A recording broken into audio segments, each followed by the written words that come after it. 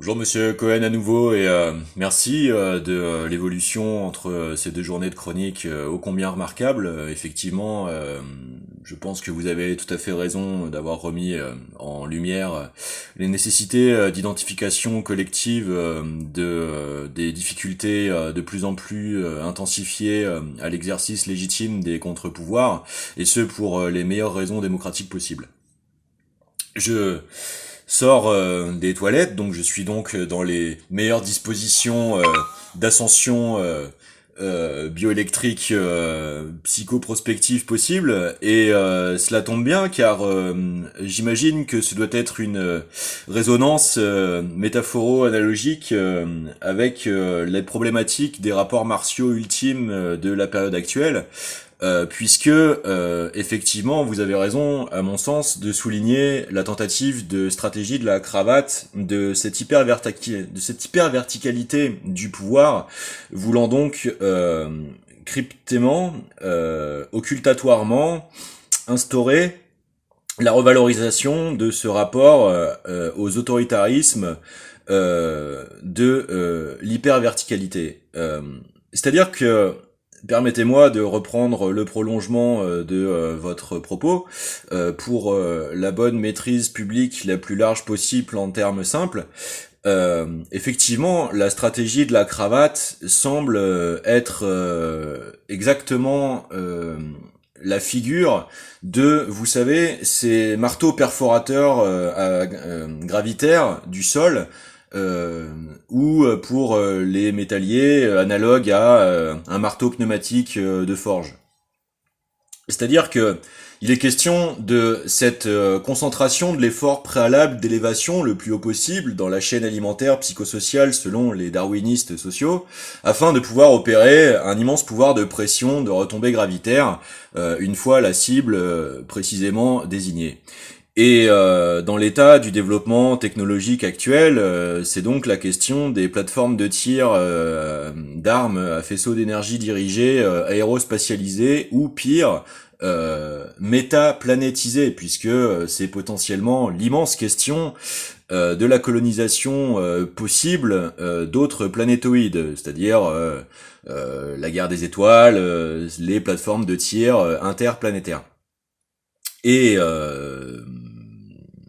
je ne suis pas simplement au fait de quelques brevets de petits bricolages, de redécouverte, de l'intensification de la capture de la recherche civile par l'augmentation des budgets militaires à l'occasion de la Seconde Guerre mondiale, ayant entraîné le creusement de ce fossé entre le niveau de développement technologique atteint par les sociétés de la recherche du privé et les laboratoires de recherche publics civils. Et donc, je suis intellectuellement en maîtrise de nombre de principes technologiques attenants, et tout à fait en situation d'affirmer que l'alimentation wireless par induction de plateformes de tir aérospatialisées est tout à fait matériellement possible.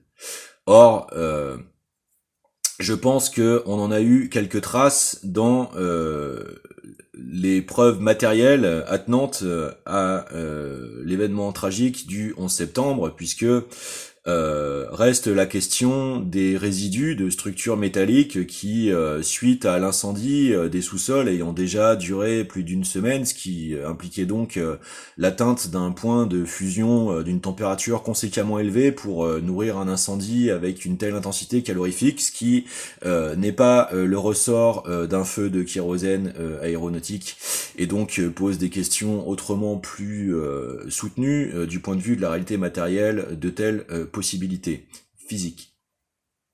Et donc ces résidus de structures métalliques se sont effondrés après ces événements, comme s'il avait fallu absolument finir la chose, puisque les réactions moléculaires des isotopes atteints par ces structures auraient été la preuve, le témoignage de la réalité des principes physiques employés pour opérer ces événements. Et donc, comme cela avait été souligné par John Lear à l'époque, l'emploi du Boeing YAL-01 de la flotte aérospatiale et aéronautique américaine, c'est-à-dire une arme à faisceau d'énergie orientable embarquée sur un avion de capacité de charge conséquente. Aussi, cette question de l'image de l'hyperverticalité du pouvoir est incarnée aujourd'hui le plus intrinsèquement par ce que nous appellerons donc ce syndrome Akira, vous savez, ce manga de Katsuhiro Otomo, avec cette figure de Tetsuo, l'hybride cyberpunk, devenant mutant suite à la modification de sa biologie par l'armée et donc opérant cette fameuse séquence où il monte détruire une plateforme de tir aérospatiale sol, donc l'objet de nos préoccupations dans cette petite vidéo. Et à ce titre, la meilleure défense possible reste le fait de savoir résister physiquement à une concentration d'une différence de potentiel de charge, qui est le principe du laser, de capacité de tir par arme à faisceau d'énergie dirigée et aérospatialisée, puisque la menace réelle en tant que vecteur de frappe étant constituée d'une mise en hyper-inertie, d'une différence de charge capable d'extraire du champ électro-atmosphérique terrestre un puits de photons et leur capacité calorifique afin de pouvoir produire un front de pression destructeur un petit peu à la manière d'un enrobage à l'uranium appauvri de munitions anti-char qui, avec la friction de percussion et la résistance des matériaux employés, produit donc cette couche de plasma permettant à l'énergie vectorielle d'inertie accumulée pendant le tir de continuer d'opérer comme un carottage dans les capacités de résistance des matériaux du blindage, prolongeant la pénétration du vecteur de tir et donc allant faire exploser la charge à l'intérieur même de l'objectif afin de maximiser le potentiel de destruction qui serait bien moins conséquent si la détonation avait lieu à l'extérieur du blindage. Et donc cette stratégie de surcouche de la munition afin de lui permettre en plusieurs étapes d'exploiter multicyclement l'exploitation de l'énergie nécessaire à la démarche de vecteur de tir afin de maximiser les dégâts vis-à-vis de la volonté de destruction de l'objectif. Donc, c'est précisément ce pourquoi toutes ces réflexions et processus prospectifs intellectuels sont mobilisables pour la réflexion de l'organisation ordo-sociopolitique de l'époque qui nous incombe. La meilleure résistance, donc, reste la capacité d'évacuation d'un trop-plein d'une saturation subite de charge locale, puisque ce serait la réaction locale de la tentative d'emploi de la physique du tir lui-même. Or, si vous vous trouvez systématiquement en situation de pouvoir l'évacuer, le dériver ou le dédensifier, alors cette arme vous est inoffensive car votre capacité de maintien à en être inatteignable garantit votre autonomie de décision de vos propres choix de vie, puisque vous ne vivez à ce moment-là pas sous la menace.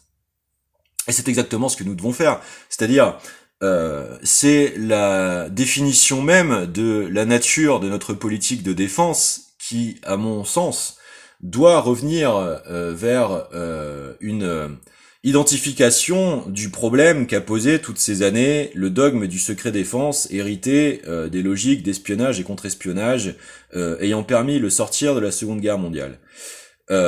Pourquoi ? Car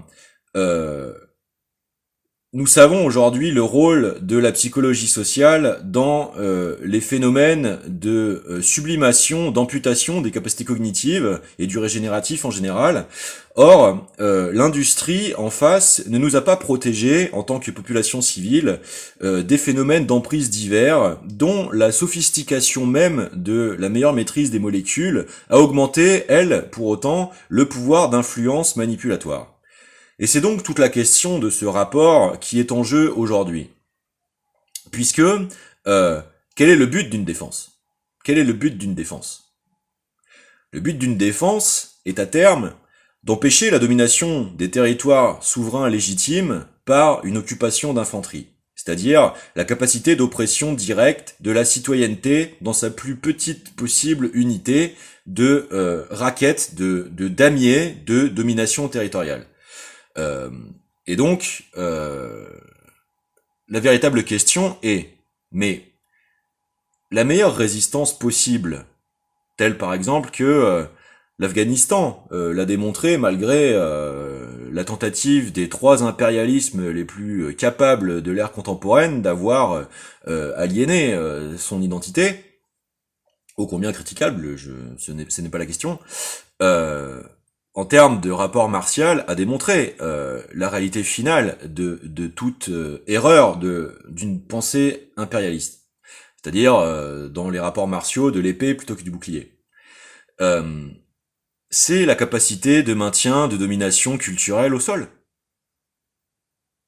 Point. Donc, effectivement, quelle meilleure politique de défense que l'abondance? Quelle sera la position d'une population civile face à un oppresseur martyrisant armé si l'offre civilisationnelle véhiculée par cette tentative d'annexation est moins intéressante? Et donc, quel est le problème démocratique profond de cette critique pertinente de l'illibéralisme que vous mettez bien en valeur? Je voudrais vous raconter une histoire. Depuis que les Monty Python ont filmé ce fameux match de philosophie opposant les Allemands aux Grecs, on peut vraiment rigoler de la subversion du fait que les Grecs sont les premiers à marquer car les premiers à s'abandonner à la mise de balles au fond. Reste l'absence dans ce match, puisque seulement manichéen, ne correspond donc pas à la complexité des différents modèles civilisationnels structurant la diversité des rapports de force de la donne géopolitique contemporaine, l'absence totale des Chinois. Or, les animistes ont une culture plurimillénaire de l'assurance de l'inexorabilité de cycles de réincarnation du point de vue de l'existentiel, et donc ont une capacité de détachement de leurs propres conditions immédiates de vie ô combien redoutable. Et donc, il est intéressant de réfléchir à cette image de la paroxystisation de toute démarche de fond de structuration de pouvoir dans quelque société que ce soit, puisque dans cette belle image, si nous considérons qu'ils ont été les premiers à atteindre l'inexorabilité de la sphéricité du collectif de l'existant, alors la meilleure sophistication avantageuse de leur propre culture est cette compréhension que de toute façon, le plus haut tir en cloche sera la meilleure anticipation possible. Et donc, cette question de quel est réellement le sommet de philosophie à chercher pour assurer la souveraineté de sa propre condition, et non pas seulement le meilleur vecteur de frappe martiale, qui est sans doute l'erreur coloniale de la doctrine anglo-saxonne du to shock and awe, frapper et posséder, initiant donc cette inertie de la rivalité de l'armement, seulement préoccupé du positionnement de la plus haute domination des théâtres d'opération possibles. Oui, mais pour en faire quoi? Et donc, apparaît alors l'intelligence plutôt de la démarche d'anticipation de cyclage. Et c'est le problème avec le Trumpisme. C'est-à-dire que Make America Great Again n'est qu'une hyperverticalité. Or, quelle meilleure politique de puissance que celle d'une durabilité civilisationnelle? Puisque, quelle est l'erreur totale de ce choix d'alliance netanyahuen? De faire participer la prétention de la richesse des diversités démocratiques dans leur système de complémentarité vers la dénégation de l'universalité de la réalité d'exister au monde? Quelle est donc la nature d'une telle démocratie? Une prétention capable de laisser les plus invisibilisés sur le côté? Est-ce là, effectivement, l'expression la plus pertinente d'un pouvoir le meilleur possible? Nous voyons donc bien comment, à ces niveaux-là, c'est plutôt la question de l'inertie, de la cécité perceptive qui est en jeu. C'est tout le piège de cette dimension de la conception de la nature du pouvoir même, qui consiste dans cet entertainment de le pouvoir se prend, il ne se donne pas. Non, c'est faux. Cette phrase n'est que la preuve de l'ignorance des sagesses et cultures héritées de longues périodes de développement de la connaissance, telles que par exemple l'avertissement du fait que l'élitisation produit une menace sur la diversité démocratique, et donc in extenso in fine au génie, depuis les humanités grecques. Et donc c'est la question de l'effet pervers de l'inertie du déni de culpabilité propre à la corruption du concept de conceptualisation du pouvoir. Et en cela, Donald Trump ferait quand même mieux de se questionner sur la limite de ce superfétatoire de l'incarnationnel performatif. Car la véritable échelle de jugement de l'administration produite par une telle chaire de posture ne sera toujours que la galvanisation et la vitalisation. Or, chercher une figure d'altiesse, de hauteur, de chair de décisionnaire s'autodétruit en cas d'allégeance à des politiques génocidaires. Voilà effectivement la grandeur que les anciennes cultures européennes, dignes d'un héritage, d'un multimillénarisme, davantage de recherche de la distinction entre l'intelligence et la sagesse, c'est-à-dire l'intelligence, c'est être doté de la faculté de doute. Mais le piège d'elle-même est de tomber dans son propre culte, puisque si je doute toujours d'être moi-même, je peux alors être fasciné par mon reflet.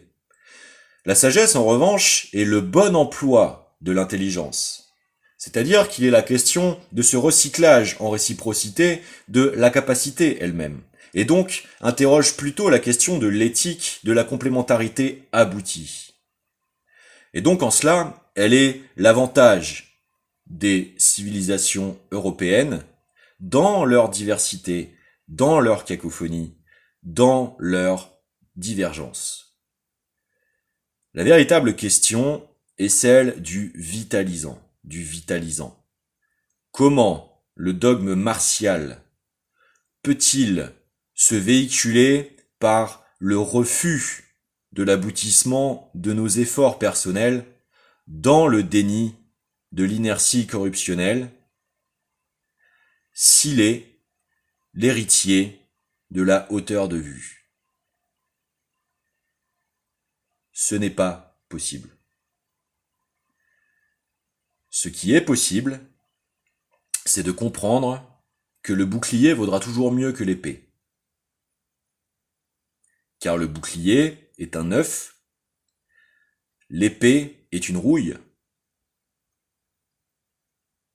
Et c'est toute la différence, c'est que, énergétiquement, la fonction de pointe ne permet que la décharge. Elle ne permet pas la régénération du matériau. Pourquoi? Car la meilleure source d'alimentation terrestre possible, c'est le planétoïde terrestre lui-même. C'est comme si vous vouliez me parler de divinité alors que vous oubliez Ouros et Gaïa. Je veux dire, ça n'a aucun sens. Ce sont des processus intellectuels de golem. C'est-à-dire, c'est la marque de Dieu sur le front, et donc c'est la rivalité sempiternalisée des divinations. Or, la balayette dans les chevilles règle toujours le problème, puisqu'à ce moment-là, l'inertie rappelle à la masse. Et donc, ce n'est pas le meilleur niveau d'anticipation possible. C'est la tentative initiée par ma démarche.